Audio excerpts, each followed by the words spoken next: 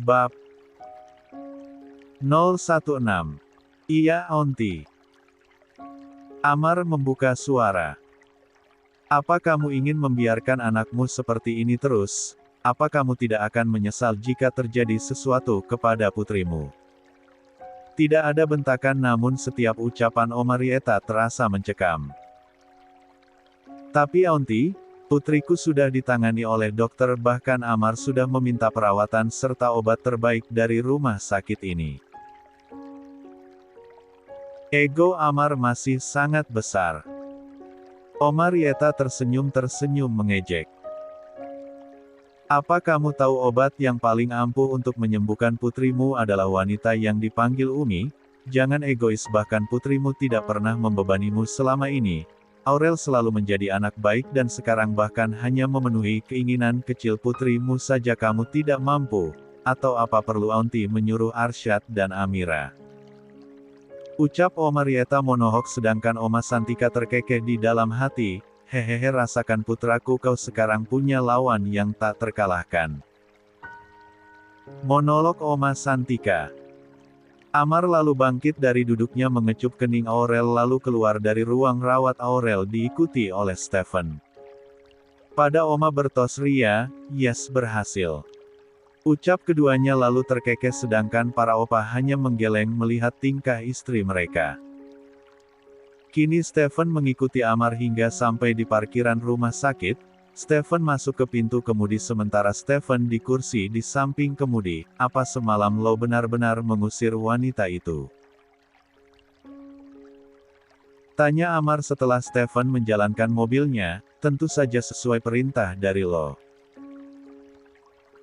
Jawab Stephen apa adanya. 16. Cari wanita itu. Perintah Amar lalu mulai bersandar di sandaran kursi mobil lalu memejamkan mata. Dasar, yang ngusir siapa, yang suruh nyari siapa, untung bos. Gerutu Stephen. Kita kemana sekarang? Tanya Stephen. Ke kantor. Jawab Amar yang masih setia memejamkan matanya. Dengan pakaian yang seperti itu? Tanya Stephen memastikan karena sekarang Amar hanya memakai baju kaos berwarna putih dan celana pendek. Kita pulang ke rumah dulu. Sesuai instruksi, kini Stephen mulai memutar arah menuju kediaman keluarga Aris. Setelah beberapa menit bersiap, kini keduanya menuju ke kantor Ariskop. Semua orang menyambut dengan hormat atasan mereka. Setelah sampai di ruangannya, kini Amar menghubungi Nadia untuk menghadap. Maaf Pak, ada yang bisa saya bantu? Tanya Nadia. Kamu panggilkan karyawan bernama Zahra, pegawai baru di divisi keuangan, ke ruangan saya sekarang. Tita Amar. Maaf Pak, tapi karyawan bernama Zahra sudah meninggalkan kantor setelah menerima surat pemecatan dari HRD sesuai dengan perintah Bapak. Jawab Nadia apa adanya. Sebenarnya Nadia sangat kasihan dengan Zahra. Nadia tidak menyangka jika Zahra dipecat karena dituduh akan menculik Aurel, padahal Aurel datang sendiri ke homestay menemui Zahra. Nadia yang pulang tengah malam dari luar kota tidak tahu menahu tentang masalah Zahra. Nadia baru tahu tadi pagi ketika Nadia bertemu dengan Anggun dan bertanya tentang keberadaan Zahra karena Nadia tidak melihat Zahra. Anggun akhirnya menceritakan semuanya kepada Nadia. Apa kamu tahu di mana wanita itu tinggal? Tanya Amar. Maaf Pak, jika Bapak bertanya untuk membuat hidup Zahra lebih hancur, maka saya tidak akan mengatakannya. Saya bisa jamin Pak, Zahra adalah wanita yang baik dan lemah lembut. Wajar putri Bapak menyukai Zahra, bahkan saya saja yang dewasa sangat menyukai sikap lemah lembut dari Zahra. Entah keberanian dari mana Nadia mengucapkan hal itu kepada bosnya. Aurel sakit, dan sekarang dirawat di rumah sakit. Apa kamu tahu Aurel terus memanggil Umi? Dan yang saya tahu wanita itu yang dipanggil Umi oleh putri saya. Amar menceritakan soal kondisi Aurel. Sontak Nadia kaget dan merasa prihatin dengan bocah aktif yang suka menjahilinya. Saya hanya ingin menekan ego saya, ya cukup mempertemukan wanita itu dan putri saya agar cepat sembuh. Sebenarnya Nadia sedikit heran, karena untuk pertama kalinya Nadia mendengar Amar berbicara panjang kali panjang dan yang dibabas adalah Zahra. Pintu dibuka dari luar dengan kasar, ternyata yang menjadi pelakunya adalah Stefan. "Bro," panggil Stefan karena mengira Amar hanya sendiri di dalam ruang kerjanya. Stefan berdeham, "Bos, saya sudah tahu di mana mantan karyawan bos berada. Wanita bernama Zahra itu sedang menuju ke bandara sekarang." "Apa?" Amar berdiri dari kursi kebesarannya. "Astaga, sepertinya Zahra memutuskan untuk kembali ke kampung halamannya," ucapan Nadia pelan namun masih didengar oleh Amar. "Stefan, kita ke bandara sekarang." Amar berjalan lebih dulu keluar ruangan meninggalkan Stefan dan Nadia yang sama-sama melongo. "Itu salap kamu Nadia, padahal Zahra ke bandara hanya diminta oleh pemilik kos barunya menjemput anaknya." Stefan mengikuti Amar sedangkan Nadia masih diam mematung. 17. "Aduh gawat ini, kok gue bisa ngomong gitu ya tadi, padahal kan Zahra juga belum pasti balik kampungnya. Zahra kan niatnya akan mencari pekerjaan baru karena adiknya di kampung membutuhkan biaya kuliah." 18. Dengan langkah 1000 Amar menuju parkiran, mobilnya disusul oleh Stefan di belakangnya. "Ayo cepat," perintah Amar. "Tapi bos." Amar yang sudah tidak ingin mendengarkan ucapan Amar malah langsung masuk di bangku kemudi menancap gas meninggalkan Stefan sendiri. Yah masih terbengong di tempatnya. "Ish, dasar si bos. Untung bos, kalau nggak udah gue bejek-bejek." Kini Stefan berlari menuju ke mobil kantor.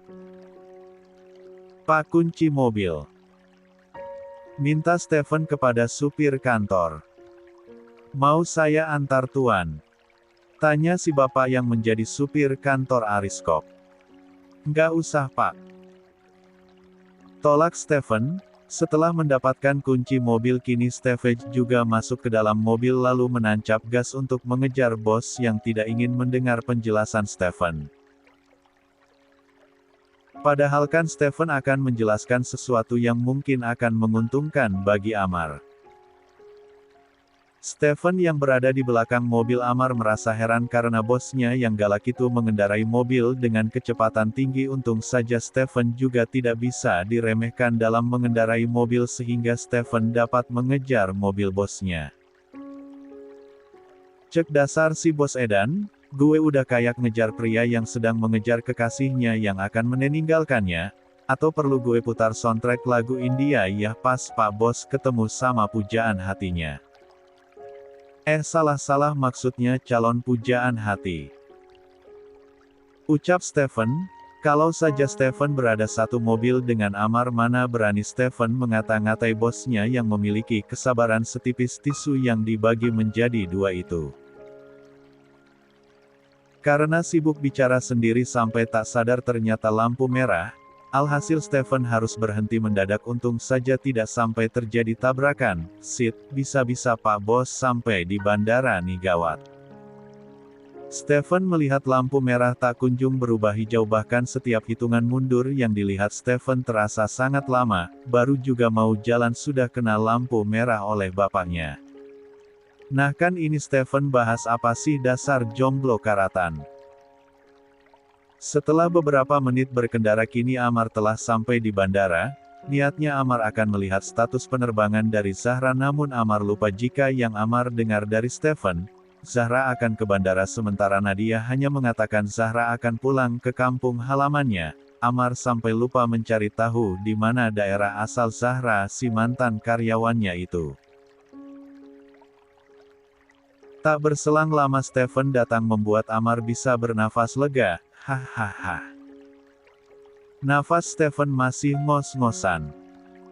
Kemana tujuan penerbangan Zahra? Tanya Amar padahal Stephen masih mengatur nafasnya karena mengejar Amar masuk ke dalam bandara. Tidak ada.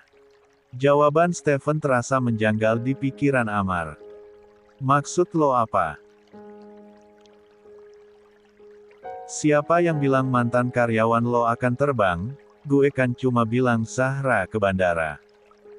Jawab Stephen enteng, sedangkan Amar menaikkan satu alisnya.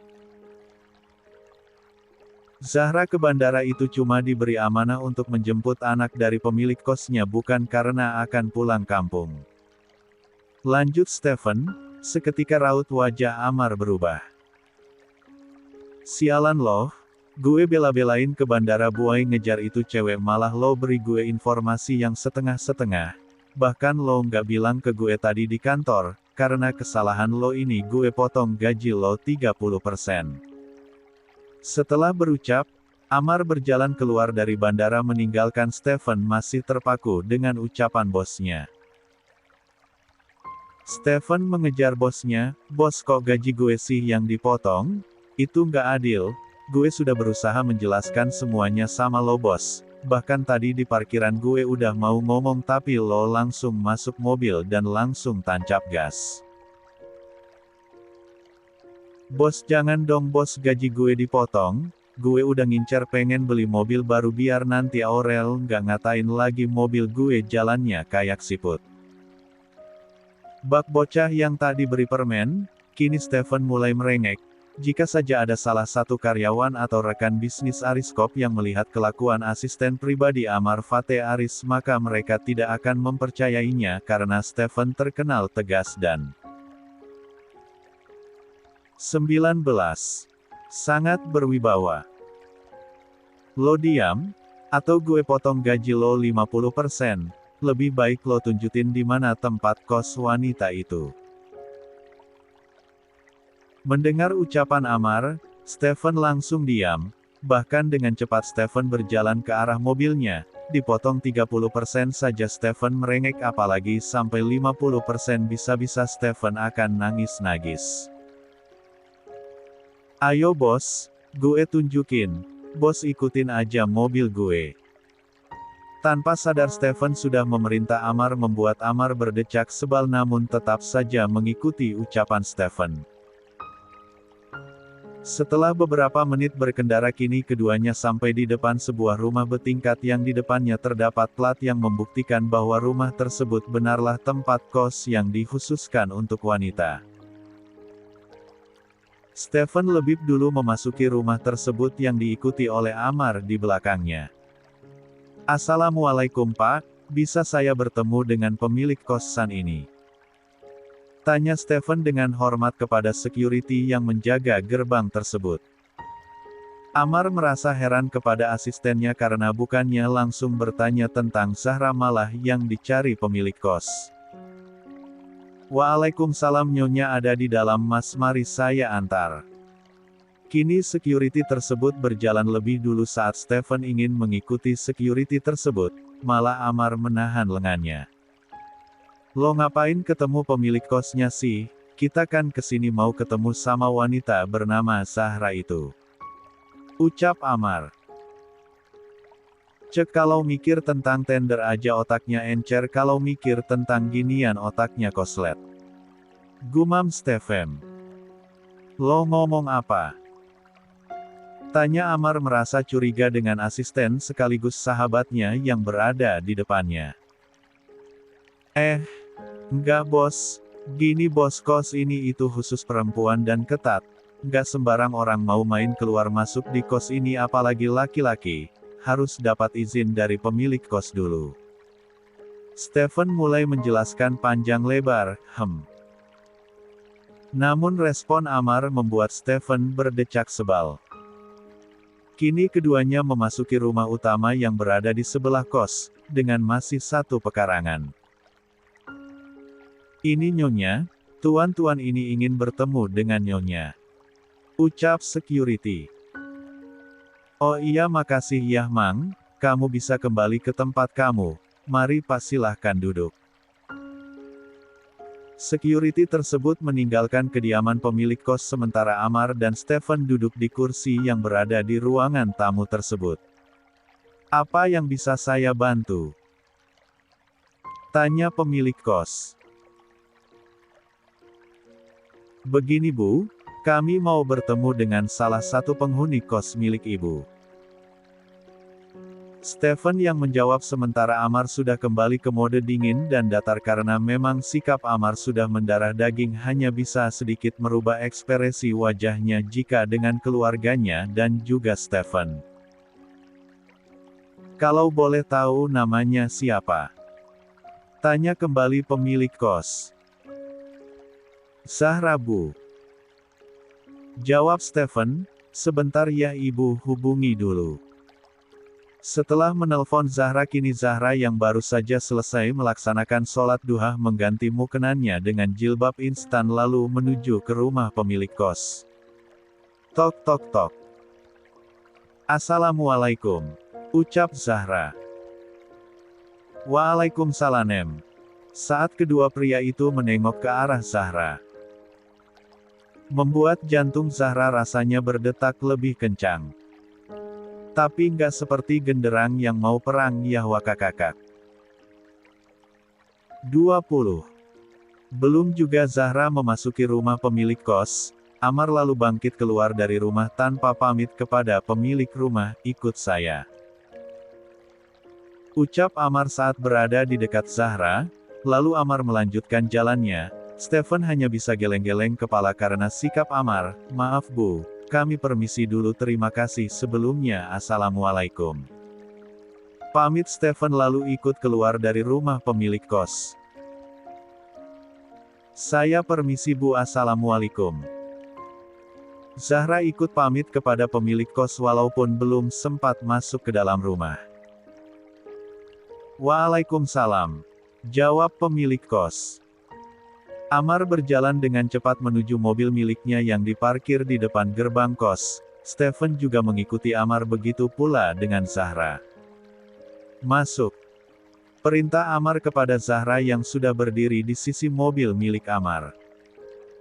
"Maaf Pak, tapi saya tidak bisa jika hanya berdua dengan Bapak di mobil, apalagi saya tidak tahu Tuan mau membawa saya kemana," tolak Zahra. "Cek, ikut Stephen saja kalau begitu," ucap Amar lagi. "Maaf Pak, jika saya ikut dengan Pak Stephen itu sama saja saya hanya berduaan di mobil." Lagi-lagi Zahra menolak. Wanita ini kenapa aneh sekali, kalau mau naik mobil ramai-ramai ya pakai bis aja sekalian. Apa wanita ini nggak tahu apa harga mobil bos sampai menolak menaikinya? Monolog Stephen yang masih berdiri tidak jauh dari Zahra. "Stephen, kamu simpan saja mobil yang kamu pakai, hubungi sopir kantor untuk datang mengambil mobil itu." Kini Amar sudah keluar dari mobil lalu duduk di kursi depan dekat kemudi. "Masuk," perintah Amar lagi. Bahkan seorang Amar Fateh Aris CEO Ariskop membukakan pintu mobil untuk mantan karyawannya. Mau tidak mau Zahra masuk ke dalam mobil mewah mantan bosnya itu.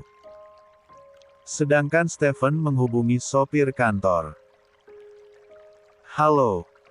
Halo Pak.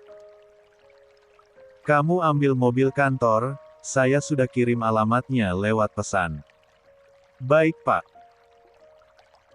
Setelah mengakhiri panggilan telepon, Stephen juga memasuki mobil, lalu menjalankan mobil. Sepanjang jalan Zahra hanya diam, dalam hatinya hanya bisa berzikir dan berdoa agar diberi perlindungan kepada Allah. Jujur Zahra merasa takut apalagi melihat mantan bosnya, namun lagi-lagi Zahra memasrahkan semuanya kepada Allah. Setelah 30 menit berkendara kini Stephen sudah memasuki area rumah sakit. Zahra sebenarnya penasaran karena untuk apa dirinya dibawa ke rumah sakit. Saat sudah memarkirkan mobil, Stephen dan Amar sudah keluar dari mobil namun Zahra masih berdiam diri di kursi belakang mobil. Keluar. Lagi-lagi Amar membukakan pintu untuk Zahra. Sementara Zahra yang kaget hanya bisa beristighfar, "Astagfirullah." Dengan langkah pelan Zahra keluar dari mobil mengikuti kedua pria yang sudah dengan gagahnya berjalan di depannya. Zahra hanya bisa menunduk antara takut dan juga cemas. Satu hal yang ditakutkan Zahra jika alasan Amar si mantan bosnya membawanya ke rumah sakit karena ada hubungannya dengan Aurel. Kini langkah mereka bertiga berhenti setelah sampai di depan pintu ruangan VVIP. Segera Stephen membukakan pintu, Amar langsung masuk tanpa mengajak Zahra. Stephen Yan paham meminta Zahra ikut masuk, "Silahkan masuk Nona Zahra." Ucap Stephen ramah karena jujur Stephen kasihan dengan Zahra karena harus mendapat tatapan tajam dari bosnya. "Terima kasih Pak Stephen."